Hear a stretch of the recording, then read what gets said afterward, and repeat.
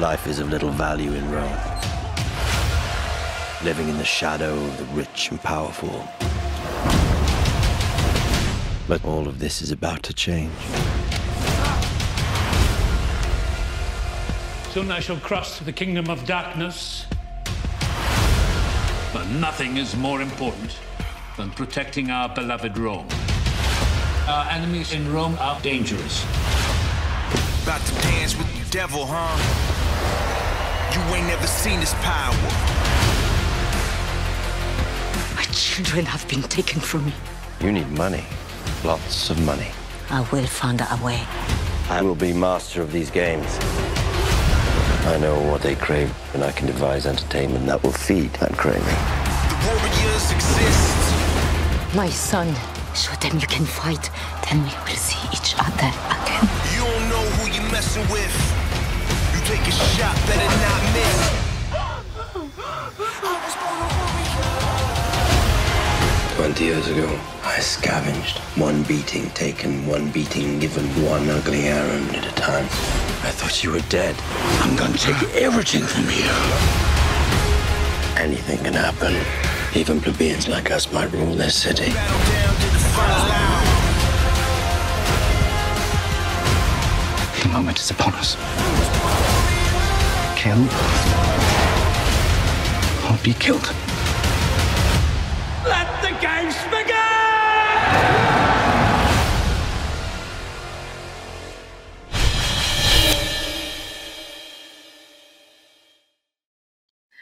Hi everyone, welcome back to the Next Big Thing podcast. I'm your host Pinky, and today I will be chatting with actor and producer Gabriella Pession.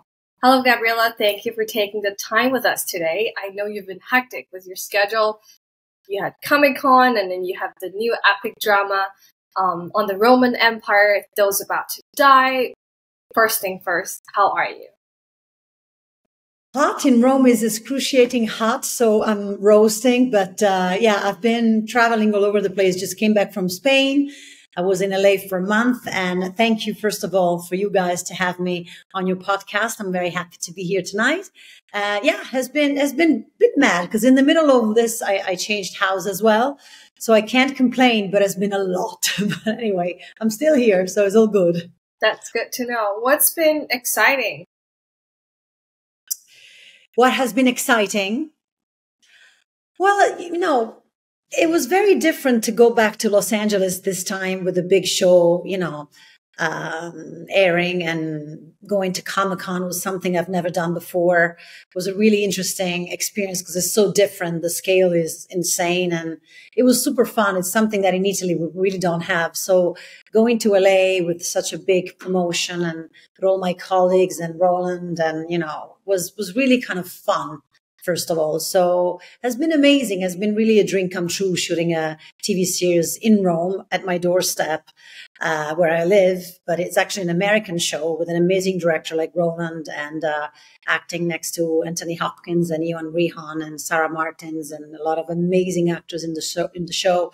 So has been, the word is fun, has been exciting and super fun, which is not all the time like this, you know? Yeah, totally. Tell us more about like the series. Like, I've heard that you said the role. Tell us about the role, Antonia, because from other places you've said this is the role you've been waiting for. Tell us why. Yeah, because it's a role that really requires maturity from an actress, because I play a woman, and I play a woman in a man's world, and a very kind of, you know, politically driven and wicked, but very clever to survive in that kind of misogynistic world at that time. So I loved it because it was a mixture of different elements, also the sensuality, the audacity of being really kind of dangerous as well, or, you know, doing things that are totally wrong and dangerous. She'll do it anyway because she has this goal. She has to pursue her goal, which is really seeking power and making her husband become an emperor. So I guess, you know, the role required so many different aspects on my side. And also, you know, I played for a lot of years, like, you know, the romantic role and blah, blah, blah. But this was like a role of maturity. It means, you know, she's in her age, she's 40, and she's courageous, she's brave, she has experience, she's a mother, she's a wife. But most of all, she's a politician. And I think that with the frame of these amazing costumes, and the set was unbelievable. Like the set, we rebuilt the Circus Maximus in Rome and the Colosseum. We had giraffe, elephants, hippopotamus on set. It has been just really incredible. Yeah, but the role was super fun because it's actually more fun to play the villain, even though in this particular example, she's not just a villain. She's like a complex character, like that really exists in the world. We're not black and white. You're not the good or the evil. So I think the complexity of the role was very interesting to play, even though her main gear is cruelty and is being ferocious. And I think it clashes with the vulnerability and the sensuality of a woman at that time. So it was super cool to play. Like, I'll go back to the set in a bit with your behind the scenes, but very curious to know more about Antonia itself. Like, how do you relate to the character Antonia, or what does playing Antonia mean to you in your career? Well, I relate to her because, first of all, I've always been very interested in the ancient history. As I said, I live in Rome. So for me to really portray a woman of that time has been a dream. Like I always had two dreams. I've done a lot of period movies, like, many, many different times. But my dreams were to really be able to do a Roman show and a Middle Age show, which hopefully will come in the next future. But what really excited me was really to be able to work so creatively on the role with the director, with Roland and Marco, and to really have the freedom to try to push this role in also some uncomfortable areas. What I mean by that, sometimes actors, and I think when you're very young in the business, you fear the set, or you feel uncomfortable when the take happens and actions is said. You feel it's normal. So this time I allowed this uncomfortableness and this instinct to push me into places that were purely instinctive. And so I took a chance. I took a step forward into trying to be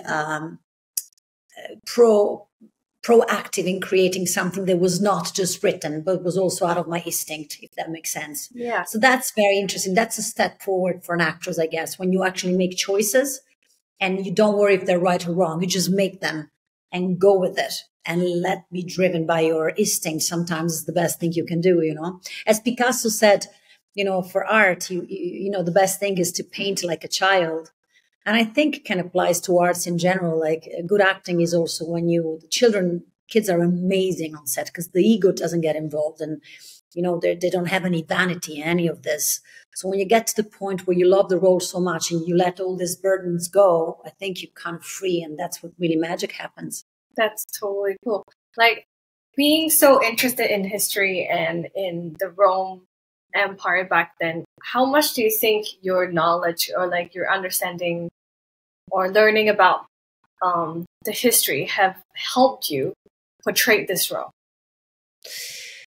No, as I say, I'm very privileged because in preparation for the show, because I live here and I live very close to the Palatine where Antonia takes her strolls.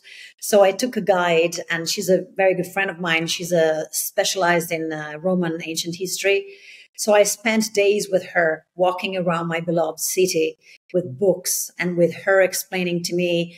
And I really rediscovered a place where I lived for over 20 years with a different angle, because immersing yourself and really kind of absorbing the story, knowing that you're going to have to portray the story and to take it onto the screen worldwide, it makes you responsible and also pride to be able to really let the world know how amazing the Roman Empire was. And the city where I live in is just, I was with a taxi driver the other day running around Rome, and he's a Roman, proper Roman. He was saying to me, there's always something I don't know about the city. You can live here forever, and there's always some piece of ancient Rome you discover. So it's endless, the discovery of this amazing place.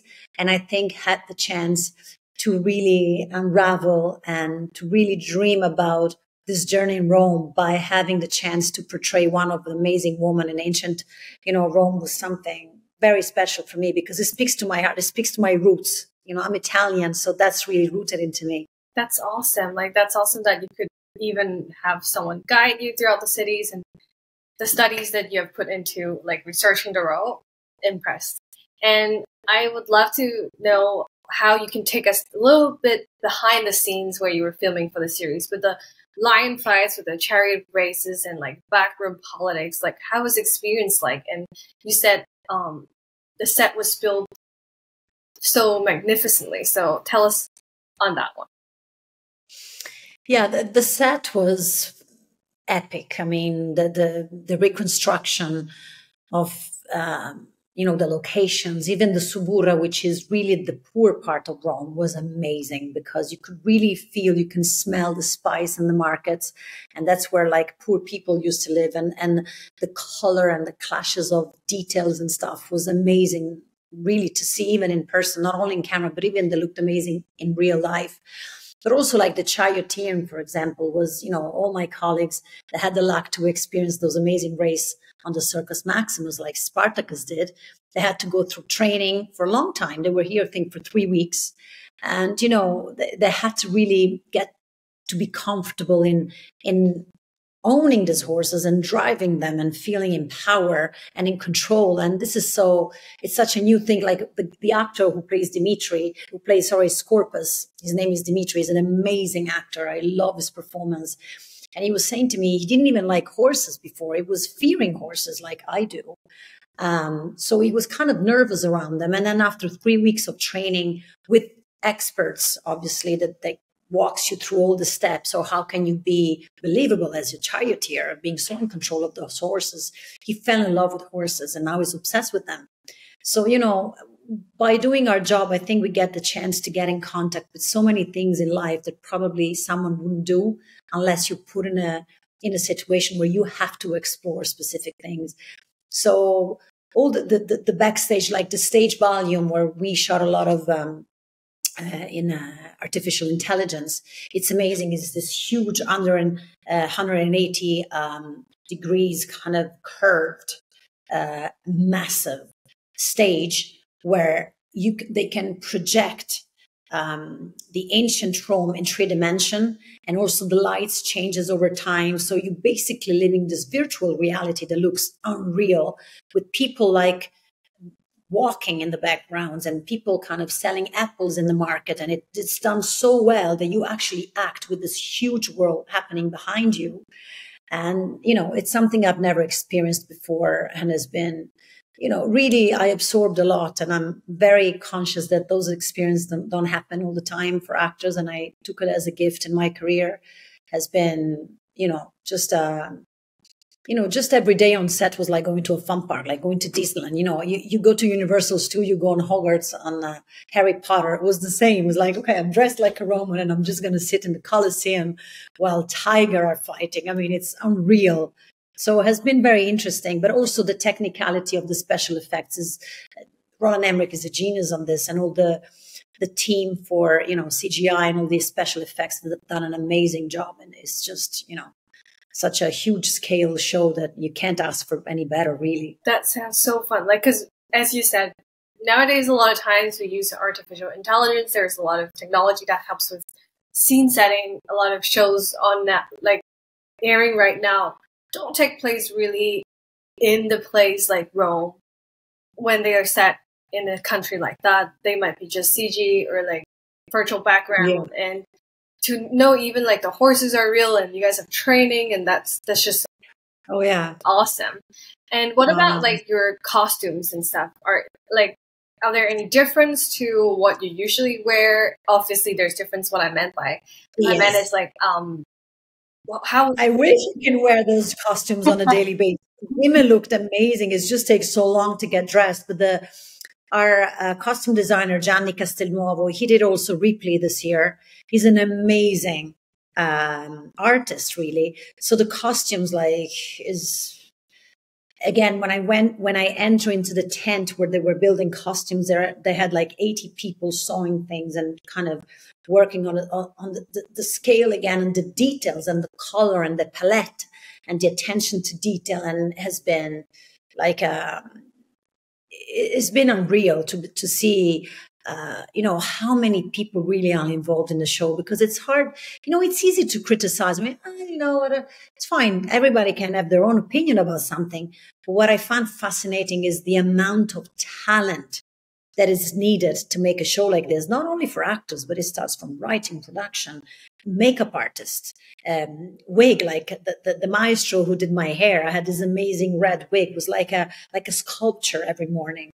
So, there's such an amount of expertise to deliver a project like this. And I have so much respect for anyone involved, because we couldn't have done all this without one single piece missing in the team. Yeah. And I think that's very important to say, because also the light, for example, Vittorio, our DOP, the light is a leading aspect of the show, and the way it's lit with candles and the very low light and capture the light in a very specific way, that tells a story in a very, very particular detailed way. So nothing was left by chance. Everything was really kind of studied at the very best level. Delicacy and details put into the show, and how you credit all the people behind the scenes. Sometimes people do forget, because all they see is what's presented. But it's wrong.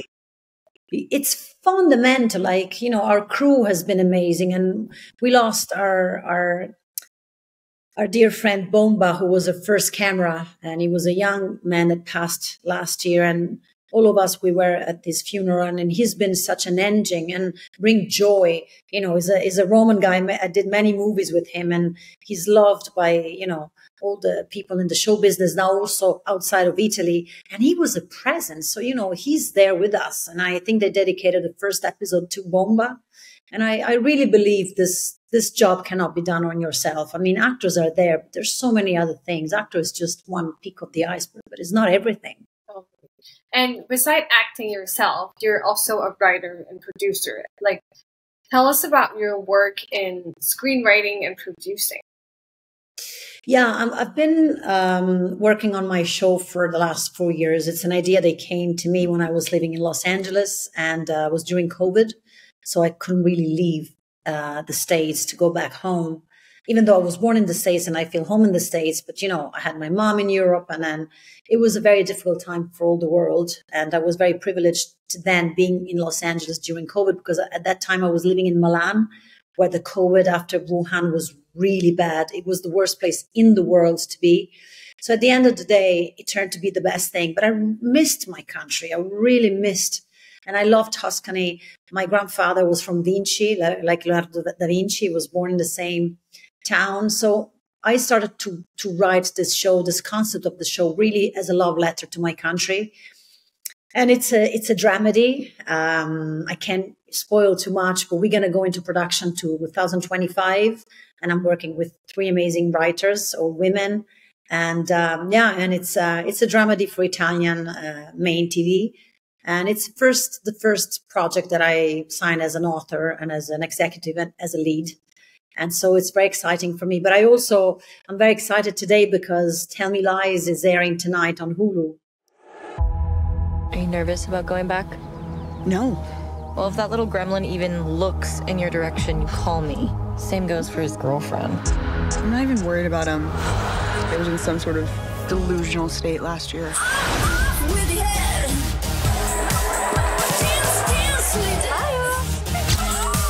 I just want to focus on school this semester, and I want to talk to guys. Cool. Lucy, I'm really sorry for hurting you so badly last year. I embarrassed you over and over again, and I'm sure that made you feel terrible about yourself. You're right. I am so mad, and I know you probably love that, but I swear if you keep doing this, I will destroy your life. Lucy, if you do not stop smiling at me like that, then I'm gonna have to kiss you.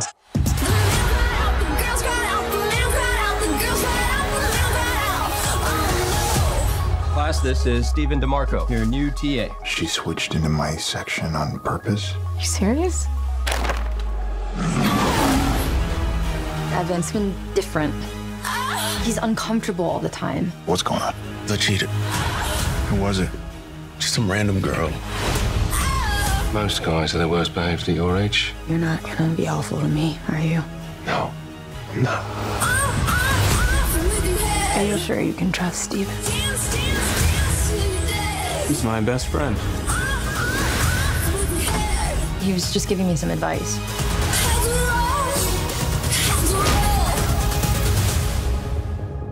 I don't think you hate me at all. I promise you I do.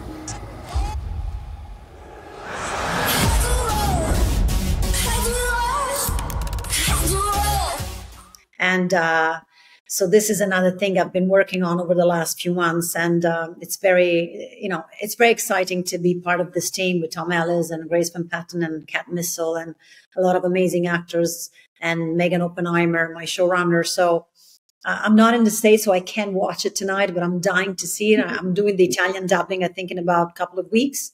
So that's another project I'm very happy to be part of. Totally different. It's modern. It's something completely different than Those About to Die. And then in the fall, I have The Count of Monte Cristo coming out, which is again different because it's in costume from another period. Il y a des années, j'ai aimé une jeune femme que j'allais épouser. Je porte ici un mandat d'arrêt pour le dénommé Edmond Dantès. Si Dantès nous a trahis, alors qu'il est le sort des traîtres. Je suis innocent! J'ai rien fait, je suis innocent! Il vivra. Et pour tout le monde, il sera mort.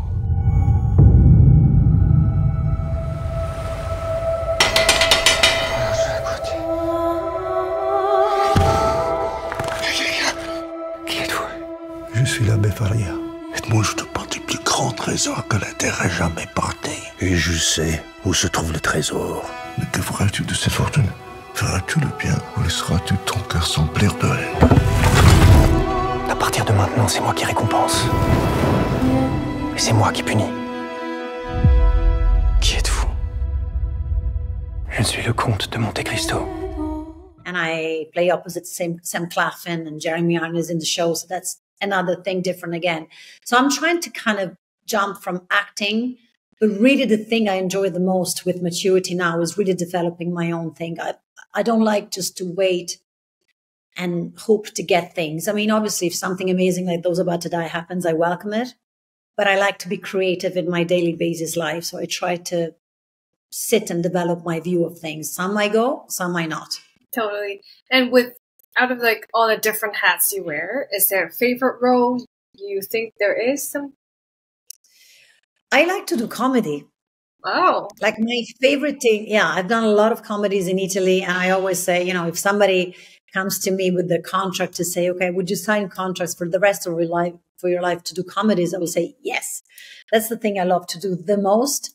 That's why I'm also writing a dramedy, because that's really what I like the most. And it's rare. Like in Italy, they don't write many comedy for women's.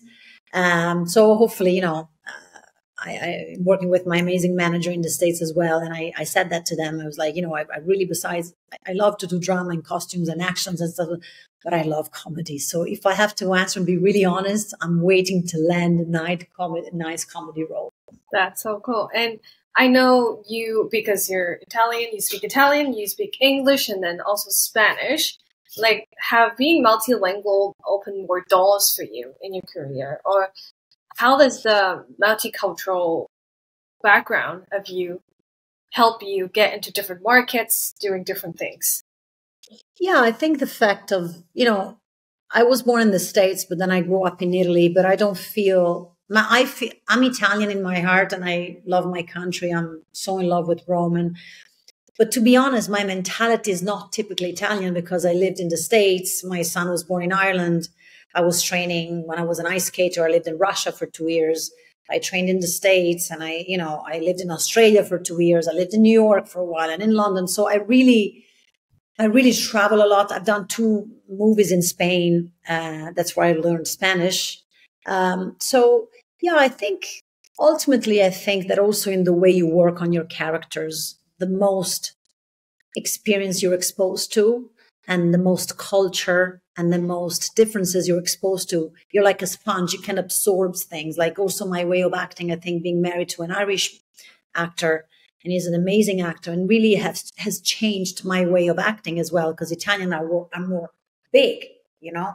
But, you know, so I've been contaminated. I don't know if you say this in English, with this talent that really molded my way of acting as well. And I gave something to him. So I think it's, you know, the work of actors is it's like fluid, you know, it changes and depends, you know, where you are and who you're working with. So I'm very flexible in my work. There's not like a specific kind of way I approach a role or like a method I use. I'm very instinctive. I'm a Scorpio, so I'm extremely instinctive. I work out of my guts, really. That's awesome. And because you just told us, I was going to ask if there's something people don't know about you that you think people should about comedy. I think that's always something new. But with your language ability and your fluidity between where you've been, are there any other markets you're hoping to enter? You mean in the show business? Yes. Or in general? In the show no, well, I've been trying to develop my first feature for years, but that's something that requires time. And I read, you know, Paolo Sorrentino, he won the Oscar for the La Grande Bellezza, The Great Beauty. He's a genius director. And, you know, I listened to him the other day in an interview, and he said something that really stayed with me, because he said, now we live in an era where everything happens so fast. You go on TikTok, it's 15 seconds. I don't have TikTok, but I think it's that quick. It's like 50 seconds or like the Instagram feed. And he was saying, if you want to do cinema, if you want to tell story, you need time. You need to, la lunghezza. He was talking about the length of time. You can't develop thing by, you know, you can't binge delivery material. So I'm saying all this because, to answer your question, in my future, I would love to really be able to direct my first movie. I've been trying to work on this movie for years. It's been evolving, but it takes time to cook. You can't cook like a good ragu if you cook it in 5 minutes. You need 4 hours and all the ingredients, you know? So that's a very Italian metaphor, but you know what I mean? Like you need time to let the thing stay and get mature. So I would probably wish to direct within the next, I don't know how many years, maybe 20 years. I don't know. I don't give myself time, but that's something I would love to tell a specific story. What's the movie or like project that you're working for that you could tell us about? So, I'm working on I'm finishing the writing of my series. That's going to happen next year. And I'm supposed to play Hedda Gabler for theater, and Patrick Marber will direct me next year. So that's, I love stage. I've done a lot of theater as well. And I already worked with Patrick on a Patrick's show, and he came to see me in Milan in After Miss Julie. So I asked him, would you like to direct me in Italy in Hedda Gabler? He directed Ruth Wilson in London. So actually, no, that was Ivan van Hove directing, but it's his play. It's like his version of Hedda Gabler. It's not Ibsen, is the rewriting of Patrick. So that's what I'm looking forward to go on stage for next year. We're waiting to hear for Those About to Die too. And I'm very curious to see about Tell Me Lies tonight. And if we're going to make the third season, I'll be very happy to join the cast. And it was super fun to play with all those kids. And me and Tom Ellis are the only adult, I think, in the show. All the other ones are in their 20s. So, you know, it was super fun. And, you know, I always keep the door open. I love Megan and Tom. Megan is our showrunner, and Tom, they're amazing humans. So I really go as well where I like people, because I think life is too short to, you know, work with people you don't like. So I've been very lucky in the last few years to attract really nice people to work with. And that this is actually the biggest gift of all this that we've been talking to. And with Tell Me Lies, like, what can you tell us about your role? So Tell Me Lies, obviously, I played a teacher in Bayard College, and I have to deal with those wild kids. It's going to be an interesting twist this year. It's tricky because anything I say can really spoil what it's going to be.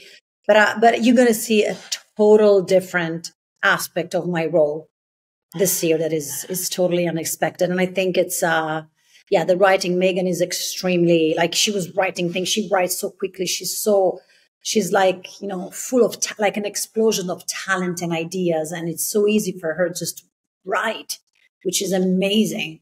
So anything that comes out of her mind, I think it's amazing. So I'll be happy to work with these guys again. But it has been really interesting to go back to Atlanta and meet Tom. Tom is English, so he's European like me. And we both lived in Los Angeles, and we were talking about parenting and living in LA and missing Europe and all those things. So also those things I think makes very interesting, connection. And I think you can see it on screen. When actors connect well, I think on screen you can see that, The dynamics and the interactions that come through the screen. That's totally. And last question is going to be, what's a hat that fans could expect from you? Sorry, Danny, what is what? What's a hat for you that fans could expect? Like, I'm going to see you in comedy. Are you trying to show up somewhere in a comedy show? Like, will there be a starting point somewhere? Yes. Well, I think you're going to see me in The Count of Monte Cristo soon, I think in the fall. Qui êtes-vous? Je suis le comte de Monte Cristo. Tonight on Hulu on Tell Me Lies. I don't think you hate me at all. I promise you I do. And and hopefully, I'm building a few things that are down the line. I'm trying to build a show called The Raphael Affair. I would be executive and the main actors in this. So I'm also working with this model. I try to get things. I like to read book, get the rights, readapt the play or readapt the thing into a script. So I think there are many things, but in the immediate time, you're going to see me in Count of Monte Cristo, in Tell Me Lies, and in my show next year in 2025. And if you come in Rome, I can be on stage with Hedda Gabler, with Patrick Marber. That's awesome. I think that's all that we have for me today. Is there anything you would love to tell us that I did not ask? Thank you. Thank you so much, Guy. I'm sorry it's so dark, but my ring light is terrible, so that will do. I look like a vampire in a cave, but that's okay. That's awesome. But it's a new home, you said. That's why. Yeah, we just moved literally like a few days ago, and then summer was in between. So yeah, we still don't have a dining table. So yeah, it's fun. It's super fun. Our son is like, "Are we gonna settle here?" It's like, "Yes, we are. We just need more time." So yeah, school there too. Yeah, he's happy. He's going to school. He's a little tennis player. The fan might not know I'm a tennis obsessed. It's my favorite hobby. I love tennis. I watch everything. I might be up at 3:00 tonight to watch Sinner Medvedev. So yeah, that's my real passion. Did you start playing tennis, or did your son learn and then you get into it? No, it's funny. My son by chance started to play. I had zero interest in tennis. I was an ice skater and I love sports in general, but I never really got into tennis at all.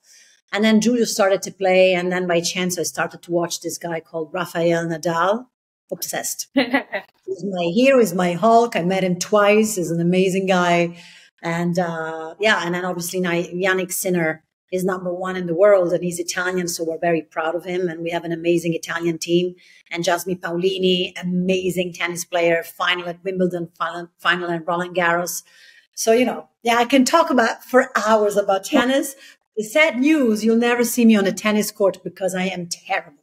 Oh. My son is laughing, by the way. Yeah. Chance. You better.